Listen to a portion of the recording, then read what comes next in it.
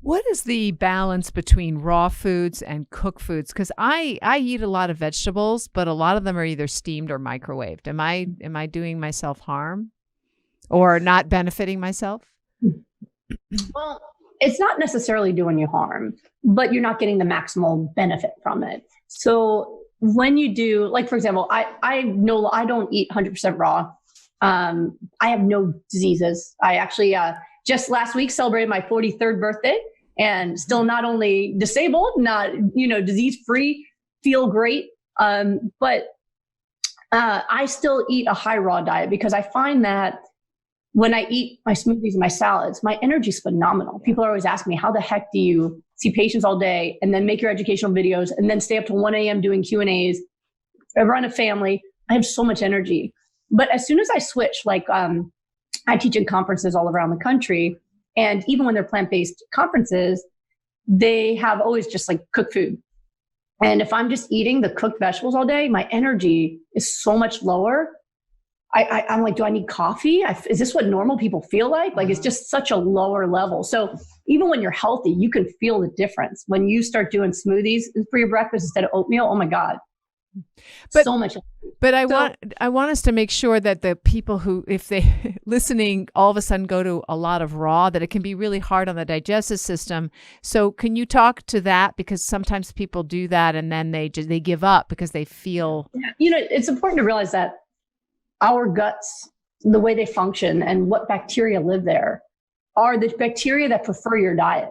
So raw food should not be hard on the digestive tract. It's what we're designed to eat. When you go back to the days of tribal humans, or if you're religious, Adam and Eve, right? They weren't cooking, right? It was what do you see when you look all around you? You see green. And then every once in a while, you're lucky enough to find a fruit tree, right? So nutritionally and looking at our cells, we optimally absorb our nutrients from leafy greens and vegetables and fruits in their raw state. Now, if you're not used to eating that way, then the bacteria that live in your gut are the ones that prefer your diet. So every time you transition from a diet, there's usually some gut distress in the beginning. People who eat meat and dairy all day and almost no fiber, when they start trying to add my diet, oh my God, they're so bloated. And I have to remind them, bloating is not a disease. Put on some sweatpants or some leggings and eat your raw foods. You're going to be gassy, impress your friends, take your probiotic and your gut will adjust. But there's this adjustment period, and people ask me, there's people who are used to, especially when they don't eat fiber, they're used to having like a couple bowel movements a week. All of a sudden on my diet, they're having like 3 a day and they think that's diarrhea. I said, no, diarrhea is watery emergencies.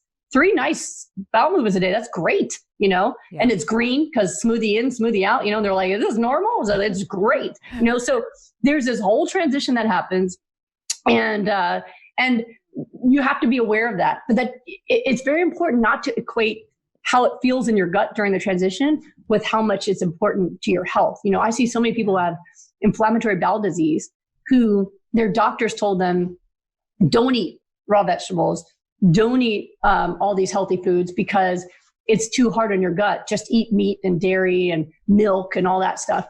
Meanwhile, that's creating the inflammatory bowel disease. Yeah. So even though it feels better when they eat it, it's perpetuating their disease. And so it keeps them sick versus when they give that up.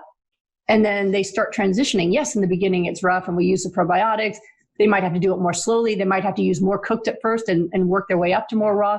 But ultimately, it's still the best food for your health. So what I would say is if you're healthy and you just want to optimize what you're getting from your food, then add the smoothies to your life. Make that blender, get your raw foods in, get your omega-3s in, and make sure you stay very hydrated.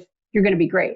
But I do see a lot of people who have been on a cooked whole food plant-based diet who still develop disease because they still have the genetics and they're not nourished enough to prevent it. Like Ellen Jaffe-Jones is a good example. Do you guys know her? She's an athlete, vegan athlete.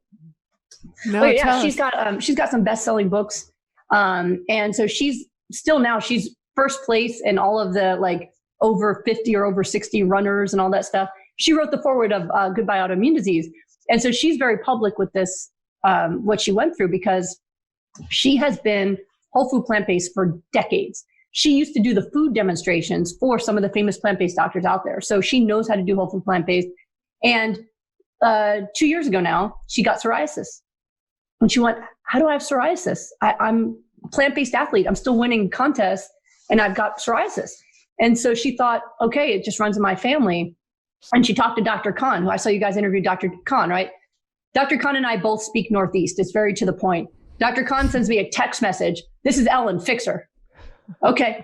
So she comes to me. Now, here's someone who's eaten whole food plant-based for decades. Within 2 weeks of adding my smoothies, her plaques went away. Wow.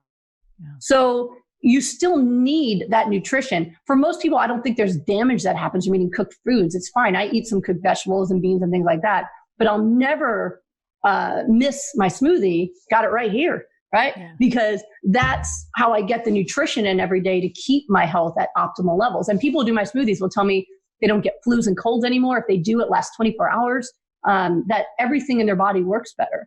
So it's an important part of your diet that if you're missing it, you really do want to add it.